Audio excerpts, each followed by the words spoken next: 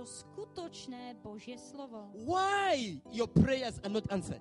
Prečo tvoje modlitby nie sú zodpovedané? Because of two things. Kvôli dvom veciam. You don't abide in Him, Ty nezostávaš v ňom and the Word of God does not abide in you. a Božie slovo nezostáva v tebe. But if you abide in Him, Ale keď zostávaš v ňom and the Word of God abides in you, a Božie slovo zostáva v tebe, whatever you shall ask God, He will do it for you. o čokoľvek požiadáš Boha, On to pre teba učiní. I can ask God anything Ja môžem požiadať Boha o because I čokoľvek, abide in Him, pretože zostávam v ňom and His Word abide in me. a Jeho slovo zostáva vo mne. Whatever I ask Him, A o čokoľvek Boha požiadam, He's gonna do it. tak to učiní. Example, stand up.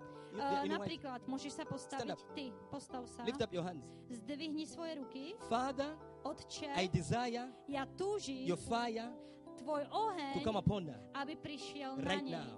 Práve teraz. Fire! Oheň! Mighty name of Jesus. Mocno mene Ježíša. Okay. Come here. Poď sem. Ah. Oh. What is happening? Čo sa stalo? Neviem, veľmi teplo.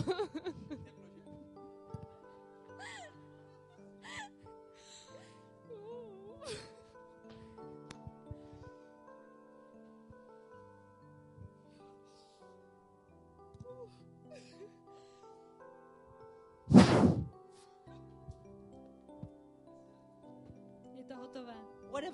Whatever, listen to me. O čokoľvek, počúvaj ma. Whatever I ask Him, O čokoľvek ho požiadam, He has to do. on učiní. It is written in the Bible. Je to napísané v Biblii. When Keď you abide in Him, zostávaš v ňom and the Word of God abides in you, a Božie slovo zostáva v then tebe, you shall ask. tak ty potom o čokoľvek You požiadáš, shall ask ty anything. požiadáš všetko, Anything. všetko And God will say amen to that. a Boh ti povie amen.